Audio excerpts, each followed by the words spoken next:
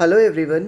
ये question IIT 1995 का है और इसमें एक बेसिक सा इक्वेशन दिया हुआ है x is equal to 3y/z², जिसमें आपसे बोल रहा है ये x is dimension of capacitance, z is dimension of magnetic induction, और तब आपसे ये y पूछ रहा है y का डायमेंशन क्या होगा। सिंपल सा क्वेश्चन है, बट इसमें आपको कैपेसिटेंस और मैग्नेटिक इंडक्शन का या तो डायमेंशन पता होना चाहिए या तो आपको निकालना पड़ेगा। तो अभी मैं आपको सॉल्व कर देता हूँ कि कैपेसिटेंस जो x है, x यहाँ पे दे रखा है कैपेसिटेंस और z दे रखा है मैग्नेटिक इंडक्शन, इन दोनों का आपको निकालना पड़ेगा। तो जब कैपेसिटेंस का आप सॉल्व करोगे तो आपने एक फॉर्मूला पढ़ा होगा Q is equal to C into V. Q को क्यू ही रखो आप अभी यहाँ पे, सी का आपको निकालना है जिसमें वोल्टेज यहाँ पे है। वोल्टेज को आप लिख सकते हो क्या कि इलेक्ट्रिक फील्ड इनटू लेंथ, एक डायमेंशन वाइज। जब आप इसको सॉल्व करोगे तो सी इंटू इलेक्ट्रिक फील्ड का फोर्स पर यूनिट चार्ज होता है, तो फोर्स का कितना होता है MLT-2, और चार्ज का कितना होता है Q इंटू L। आप इसको ऐसे लिख दो।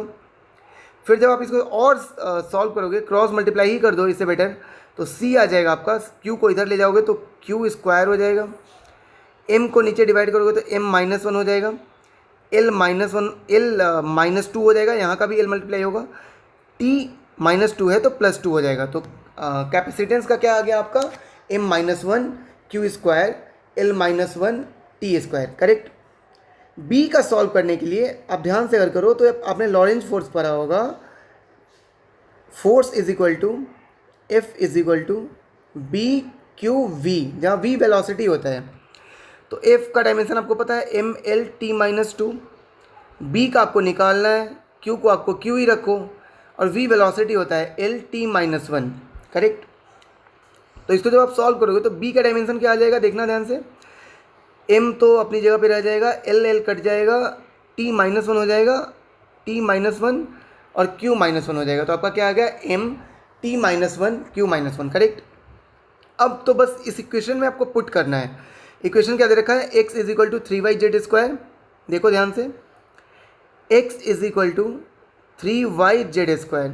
जब आप इसको सॉल्व करोगे आपको y निकालना है ना, तो y का डायमेंशन इज इक्वल टू कितना होगा, x का डायमेंशन ऊपर में रखना और नीचे z का डायमेंशन जो आएगा उसको आप स्क्वायर कर देना। x का डायमेंशन आप y का डायमेंशन निकालने के लिए x को आप ऊपर में रखो, x क्या है c, Q square M-1 L-2 T square, और z के डायमेंशन को स्क्वायर कर दो, मतलब M स्क्वायर T-2 Q-2। आप जब इसको सॉल्व करोगे तो आ जाएगा आपका आंसर M-1 है ना, तो ऊपर जाके हो जाएगा M-3। कितना हो जाएगा M-3। L-2 है तो L-2 ही रह जाएगा, T-2 ऊपर जाकर T4 बना देगा और Q-2 ऊपर जाके Q4 बना देगा, करेक्ट। तो आप ध्यान से अगर ऑप्शन चेक करो तो M-3 L-2 T4 Q4, ये किस ऑप्शन में आ रहा है, ऑप्शन नंबर बी में। तो आपका आंसर क्या हो जाएगा, option number B. I think सबको समझ में आया होगा। Thank you.